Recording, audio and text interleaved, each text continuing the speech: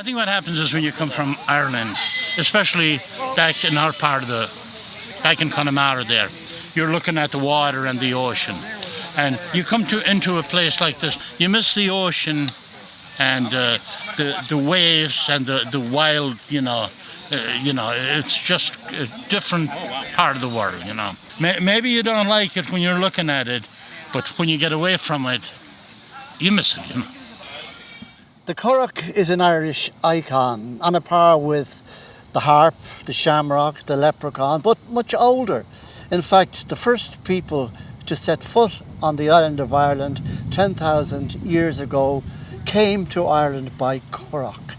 And ever since then, the boats have been used, particularly off the west coast, to bring turf out to the islands, to bring barrels of Guinness to the islands, to bring animals to and from the mainland. In fact, out west of Connemara, the place in Ireland known as Currach is a place of islands and inlets where water transport was by far the most efficient, and the Currach played a large role in that and did very much up until the present day. In legend, they figure quite largely. For example, St. Brendan, the navigator, crossed the Atlantic, according to legend, in a Currach. And in 1979, a man named Tim Severin built one from animal hide and wooden frame, much as the traditional Currachs were built, and sailed across the Atlantic from Ireland to the New World. Apart from its people, Ireland has given many, many gifts to the culture of North America, and the Currach is one of those. There are a number of Currach clubs throughout the United States, and we're very proud to have one here in Milwaukee, which was set up some years ago with the help of the Mulcairns brothers, who are from Connemara and who built Currachs in Pittsburgh, Pennsylvania. Well, my father was a boat builder. Okay, although we didn't have anything to do with canvas, we strictly had wooden boats back in our neck of the woods, back in Connemara.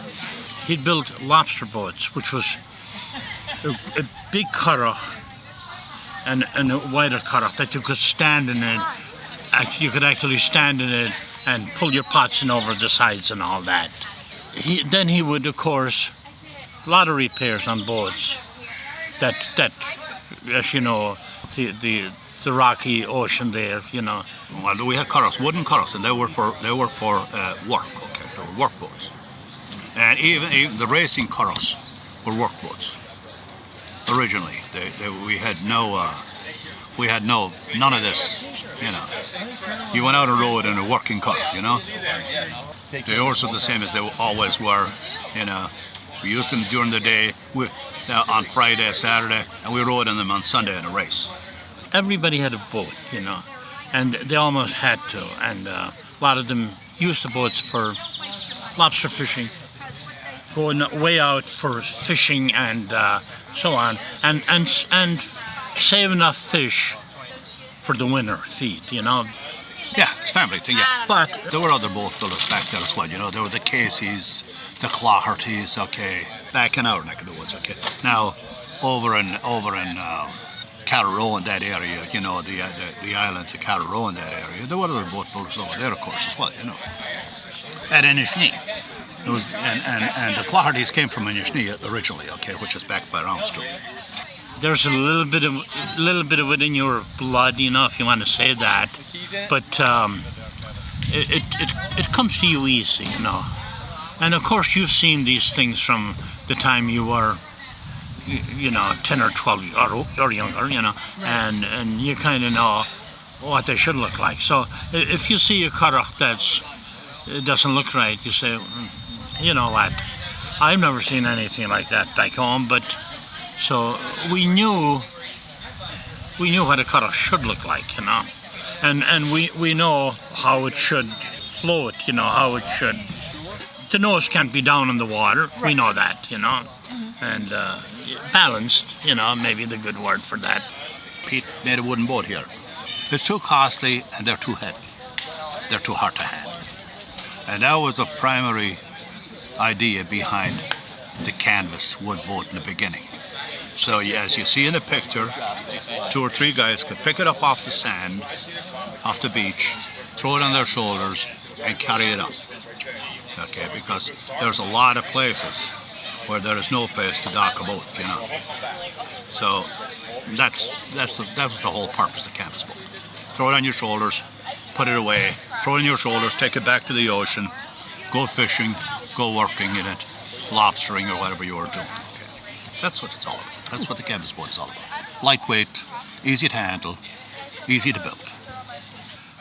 What happened here was a lady here in Station Square that owns St. Brendan's Crossing. She had boats brought over from Ireland. When the rowing club started in Pittsburgh, Mrs. Manning brought over some boats from Ireland for her shop in Station Square. I don't think she realized that they were 25 feet long and 4 foot wide. She was going to hang the boats up on the wall, you know. And she brought them over. They were Kerry-made boats. O'Leary built those boats for her and shipped them over here. Well, now she has these boats in storage in Station Square, and she called Marcus Flaherty, I believe, and she said, what am I going to do with these things, you know? She asked around and see if,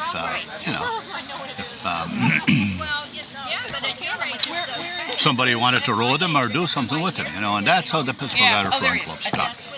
Well, Flaherty, of course, you know, he thought, well, you know what we're going to do, you know, we're going to put him in the river, you know, and Monty O'Leary was the builder, did a very nice job, and very, very safe boats, you know.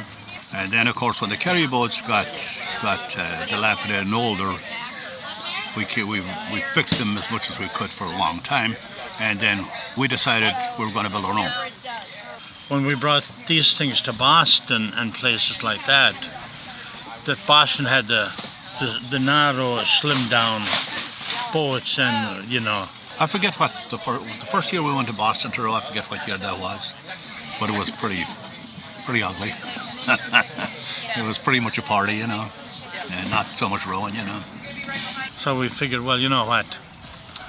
If we're going to start winning races, we're going to have to take this thing that's 4.5 foot wide and kind of shrink it in a little bit. We learned how to do it and did it, you know.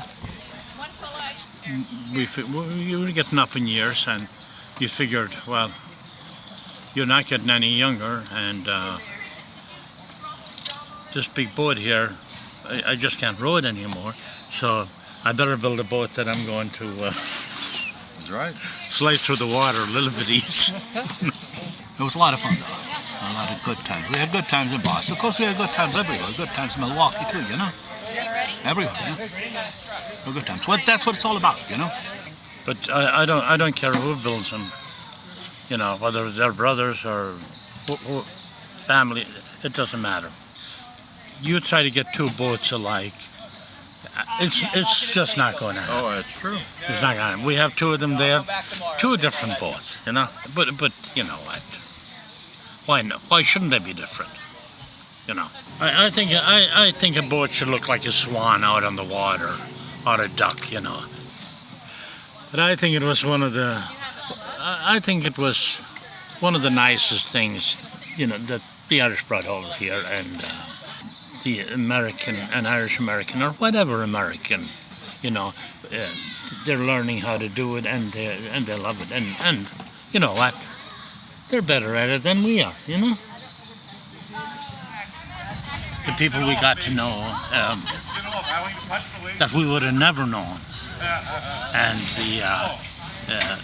even people from home that we connected with here because of the knack and the rowing and these regattas that we go to. A great bunch of people, I think, and really people that we would have never known, only for the knack. Do you believe it was possible that St. Brendan made it to America in a Currach? Of course he did. Of course he did. Why wouldn't he? Why wouldn't he?